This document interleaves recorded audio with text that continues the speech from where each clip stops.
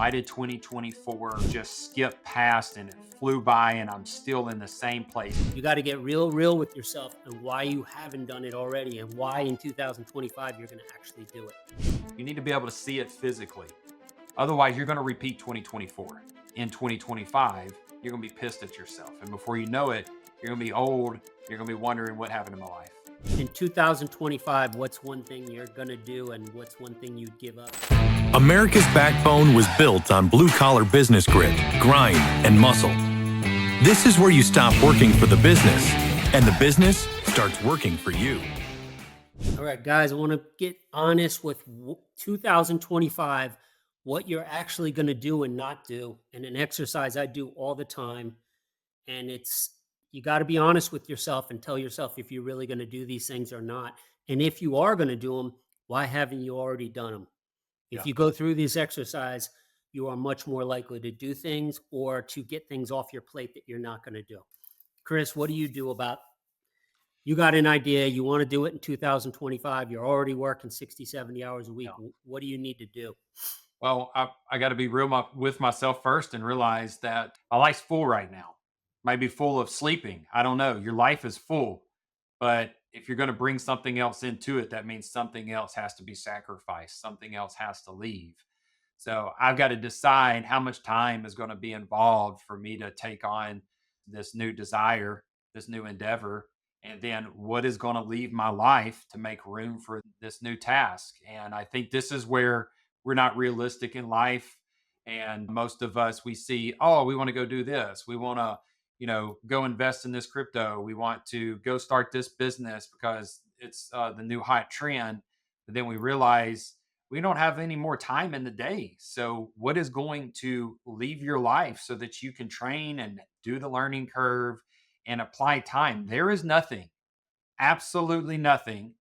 And I would love for someone to message me and let me know if I'm wrong on this, but there is nothing that I'm aware of that is going to give you great financial success that requires none of your time. Even if you have it all delegated off, there is still a level of leadership that is required. And if it is a new venture, you're going to have to understand what type of reporting you need to look at and then communicate when someone's not hitting the task and accomplishments they're supposed to be hitting based off that reporting. So everything's going to require some time. And that is probably the biggest misconception entrepreneurs in general have. Yeah. When people say it's not going to take any time or they're like, I'll spend 30 minutes a week on it, that thing is going to fall out at some point, or people are going to be stealing from you. You're going to be totally clueless. It's nonsense. Nothing worthwhile is really, you can get it down to very little time, but you still have to, you're going to spend some time. Not for a big return. You're going to have a small return. If you're looking for big returns, big ROIs, you're going to have time involved. There is passive investments, but you're going to have a small return. It's 6-8% return. I have passive investments. I lend money. I'm a limited partner in things. It takes extremely little time, right? I just check to make sure these people pay me, or I can even have my assistant do it, which I'll do. But I'm talking about kind of bigger ROI things. So one of the things I did this was like 10 years ago when my business was really humming and growing. I was getting that shiny new object syndrome. I saw some opportunities to get into some other things. And then I had to get honest with myself because I was working like 80 hours a week, maybe even more, sometimes till 2 a.m, up at 7. And I thought, when would I actually do that? When am I going to do that from 2:30 in the morning till 4:30? Because if I start spending 3 or 4 hours on that, it's got to come from somewhere. It's not like I was sitting around watching Netflix, hanging out, doom scrolling. I wasn't doing any of that. But now I am doing a lot of stuff with free time, spending a lot of time with my son. Chris and I were just talking about that. I have a much easier schedule and I want that. I've been doing this for 35 years. I like that. So when I look at new options, I got 2 on the table right now. Both of them are $1 million a year type of options for me. And I ask myself, how much am I really willing to do with this? I don't want to put 30 or 40 hours in. You'd say, why wouldn't you want to do that? You're going to make $1 million. Because it's not really going to change my life. It will actually, to me, make my life worse. Because I have to ask myself, first, what am I going to do with this new money that I wasn't doing with money that's already flowing? The answer is nothing. I'm Yep. not going to do it. I won't even buy another car. I'm just not going to. So you could say, oh, you're going to pile it up. I do like the idea of accomplishing stuff and doing it, but do I like that at the expense of my life now? The answer is no. So won't do it. So you have to be really honest with how much time you're going to spend. And if you are one of these people who might have a W 2 or you're home at 6 o'clock and you do have time at night, you have to ask if you're going to do it, you have to commit to it. And one question I like would ask somebody, I never had to ask myself this because I always just go, but I ask people, why haven't you already done it? Mhm. What stopped you from doing that 6 months ago or a year? Because you were telling me about 2 years ago you were thinking of doing it. You never did it. You got to get real with yourself and why you haven't done it already and why in 2025 you're going to actually do it. I think a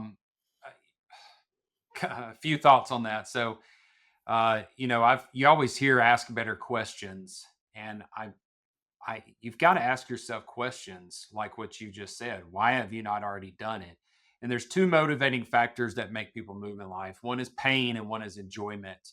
And the pain is always going to be the biggest motivator because it's uncomfortable.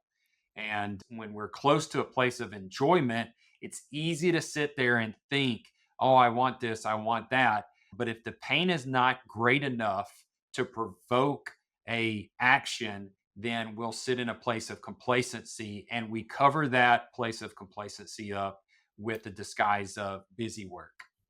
And I Right. have seen this happen in my own life to where I have too many things to focus on because I always want this new, very idealistic type of mentality of, oh, this right here is going to create new money. This is going to create new opportunity.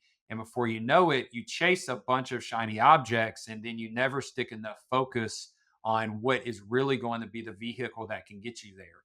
And for everybody that's asked the question, well, what is the best vehicle to get you there? It's the one that you choose to focus on. There is not a magic vehicle, a magic bus that takes you to financial independence. It is the one that you focus on and you live below your means until it can produce enough to where you can start to have a nice lifestyle. You can listen to anyone that's highly successful, one avenue that they focused on that printed money beyond what they knew how to spend. And then when they had that completely covered, and personnel handling and in the day-to-day activities covered by someone else, then they started looking at different avenues to apply their money to. That's when they started to divert their attention a little bit. But most people, as soon as they make a little bit of money, they increase their lifestyle because they've been begging for that lifestyle. And then they start seeing all these shiny objects and then they lose focus. And then before you know it, you're really busy. You've got a level of pain because you're not as achieved as you wished you were, but it's not painful enough for you to buckle down and get disciplined. But when the pain gets loud enough, that's when you start asking for changes. Some of y'all listening right now are sitting here saying, I'm freaking tired of where I'm at. Why have I not made a change? Why have I not achieved and grown my business to where I have financial independence? Why am I still fighting with the same people in the field that don't do quality work? Why am I still a firefighter constantly putting fires out? Why do I still have a broke bank account? And it's because you have not focused on what you should be focusing on, which is hiring people, onboarding those people, building systems, making sure that you are visible in your marketplace so people know that you offer this service, and then not overspending and using a budget in your business until it gets to the point to where you really have so much money coming in, you don't know how to spend it all. Yeah. I think that's a lot of good stuff. And you're better off, really, you're better off working for 2 hours on shit that really matters. 100%. And you planned it out the night before and you say between 11 and 1, that's kind of what I like to do. I'm going to do these two or three things. I'm going to make sure they're done. I'm going to bring on whoever needs to help me, whatever I need to do, rather than just waking up and you're just kind of doing stuff that's in front of you, like answering emails because it popped up on your screen. Uh-huh. Like if you just sit there. So I do that at night now. I was doing it in during the day. I used to wake up in the morning, and of course, you want to just get going. Your mind starts going. I got to call this person. I got to text this person. I would sit there for 20 minutes and I would write it out on a doc. It was called To Do Daily. That's And then good. I would just put the things in there. I wouldn't put 29 things in there because then you do two and then you got all these things undone. And I would just say, what are the things I'm really going to do today? And then I put timers next to them too. I'd say from 11 to 11:45, I'll do this. And I don't do anything else. I don't answer a text. I don't do anything. And then from 1 to 2:30, I'm doing this thing. And I try to get rid of the shit that I don't want to do. If you feel strong when you get rid of those things at 9, 10 in the morning, you're better off just being done at lunch then. And everybody knows this because if you ever have a flight at 1:30, guess what? You get it done. Yeah, absolutely. But if that flight's at 8 o'clock at night, I don't know. I don't think you get any more done. I Deadlines are helpful. That when you know you've got a deadline, somehow or another, you always pull it off. Now, that's different than being in the field. You're out there, that can take a lot of time. I'm talking about being in house and doing stuff, especially when you get to delegating things. You should be trying to delegate every single thing. I, I've gotten so much better at this, Chris. Like even today, I was ordering roofing supplies and I was going to go start doing it. And then I just send it over to Tierra. I just write up an email for 3 or 4 minutes. Why is it going to take? And I tell her this is going to take you less than 30 minutes. And you say, well, why wouldn't you just do it over? Just do it. Because it took me about 3 or 4 minutes to write it up. I just pick up 25 minutes. Yeah. Yeah. So I like Gino Wickman's book called Traction, and it's the EOS model, entrepreneurial operating system. And in that model, he talks about the to do list and he uses the symbols of rocks. And when you're building a road, you build the foundation of a road with the large rocks. You get the bigger, wider rocks, and they compact and they fill the soft ground. Then you pour the medium rocks on top of them and they fall in between the cracks of the big rocks. And then you pour the crush and run that has a little bit of powder and it solidifies and makes a good level, thick, solid, not shifting ground. This is how we do it down in Mississippi where we have gravel roads. So the boulders, those are the foundational things. And you're going to always have those boulders. And that's the most important. That's the biggest lever, the biggest needle mover.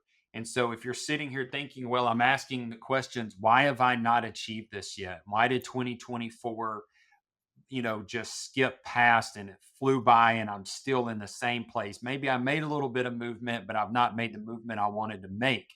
Then you need to ask, well, what is it that would give me the needle mover?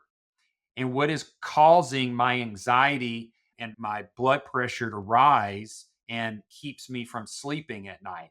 So if it's an empty schedule, then you need to be looking at the marketing portion of your business.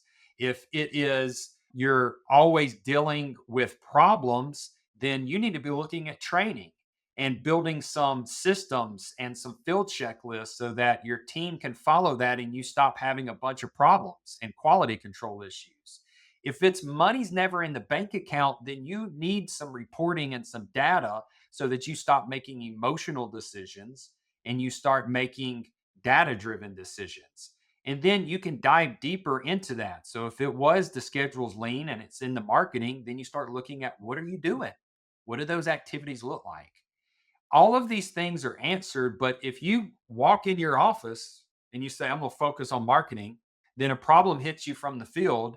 And then you jump over into the operations. And then you're trying to find some money because you got to fix somebody's broken whatever that was messed up in the field. You just moved into three different departments. And this is why you feel like nothing got done that day because you didn't make yourself unavailable and focus on one thing. And so now everything's a boulder to you, and this is why, if you'll follow that mentality, and as you get one boulder solved and plant it into the ground, you bring the next one up and it gets larger and you solve it, you set it in the ground and you bring the next one up. So write it down. You need to be able to see it physically. Otherwise, you're going to repeat 2024. In 2025, you're going to be pissed at yourself. And before you know it, you're going to be old. You're going to be wondering what happened to my life. In 2025, what's one thing you're going to do and what's one thing you'd give up to do it? I'm going all in on the easiest path for great success. And I have learned in 2024 that I'm going to get very present and active in our coaching business. And I am going to focus more as a consultant, as an equity owner in other businesses, because those right there produce the lifestyle, produce the opportunity, and produce the internal fulfillment that I'm looking for. My current cleaning operational business, that is going to, I got a few systems I'm going to clean up, and then that will be delegated off. My goal is to have my role in that business delegated off so that someone else is driving it. I've hired a coach to Yeah. help me on that. I had somebody tell me the other day, they said, it's tough to admit that I need help. And that's why it's taken me so long to join yours and Kevin's group, Chris, Boardroom Elite. And I said, hey, I get it. It's a punch to the ego. And I said, but it's a bigger punch to the ego when you get down in life and you didn't achieve what you wanted to achieve because you didn't have the accountability around you to make sure that you were hitting your marks that you needed. As a business owner, we're the only ones in life that aren't held accountable outside of our customers holding us accountable to make sure that they get what they hired us for. Everything else in our life is not held accountable for the most part. When you're an employee, people are holding you accountable as hitting certain metrics. But as an employer, we like that freedom, but unfortunately, it can be to our detriment and it can keep us from hitting where we want to hit. And this is why Boardroom Elite and other groups like that are so powerful, because when you get around achievers, it makes you understand what you're missing out on in your own potential. I heard Ed Milet, and he gave the analogy of he wants to see his replica when he stands at the gates of heaven and he sees his perfect self. Yeah, I like that So, one. regardless of your religion, that's how it's told in Christianity, is that you will be in your perfect self in heaven. And he said, I want to see a mirror image of my earthly self when I see that, because that means I hit my potential and I left nothing laying for desire. And when you think of it in that aspect, that makes you want to get your ass in gear. Absolutely. Next week, Chris, we're going to be talking about delegating, retiring yourself from many tasks, and how I did it, where I knew it was my last season in the field, and what things I did before that season started, during that season, and how it became my last season. I never went out there, never went on a roof again. Yeah, Blue Collar Millionaires. If you're not plugged in to a group, please check out Boardroom Elite on School, SKOOL. Look up Boardroom Elite. It's our brand mastermind. We've got amazing entrepreneurs in there from many different industries. It's a no contract commitment, it's the month to month commitment. You get every strategy that me and Kevin have used to grow multiple businesses, and you get access to us on a weekly basis. We've got gift boxes that go out quarterly. We got discounts to events. We do deep dives on your business on events that we'll be hosting throughout the year. We would love to see you in there. Let's grow. There's no reason to not be growing with the access that's been made available online. We hope to see you inside of Boardroom Elite and on the next episode.